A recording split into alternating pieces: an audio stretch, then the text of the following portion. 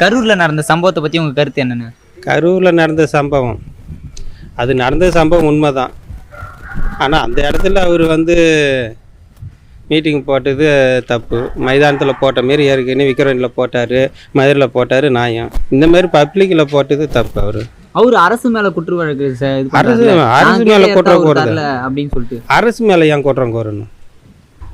அரசு அவர் மீட்டிங் போட்டதுக்கு, அவர் கூட்டம் பின்னாடி வந்த ஜனத்துக்கு, அதுக்கு தவறு இவர் மேலே. ஏன் அரசு எதுக்கு ஏன் காரணம்? புரியுது. அரசு காரணம் கிடையாது. சரிண்ணே, இப்போ விஜய் ஒரு நடிகராக பிடிக்குமா உங்களுக்கு, இல்லை ஒரு அரசியல் தலைவராக பிடிக்குங்களா? நடிகராக பிடிக்கும், அரசியலாக பிடிக்காது.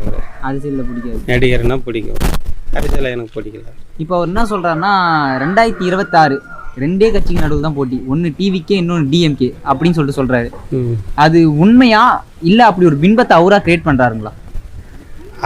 அப்படி ஒரு இது பின்னாடி இருந்து யார் சொல்லி கொடுத்து செய்கிற மாதிரி தெரியும். அவர் இந்த பதில் சொல்கிறாரு, தாவேக்காவுக்கும் திமுகவுக்கும் தான் சொல்கிறாரு. அது இவராக சொல்லலை. இப்படிலாம் நடந்துக்கு, இப்படிலாம் பேசுன்னு யார் பின்னாடி இருந்து சொல்லி, பிஜேபி தான் காரணம். இதாங்க, இதுக்கு எல்லாம் பிஜேபி தான் காரணம். அவர் அரசியலுக்கு வர்றதுக்கு, நீங்கள் இப்படிலாம் பண்ணுங்க போங்க வாங்கன்றதுக்கு, இதுக்கெல்லாம் பிஜேபி தான் காரணம்.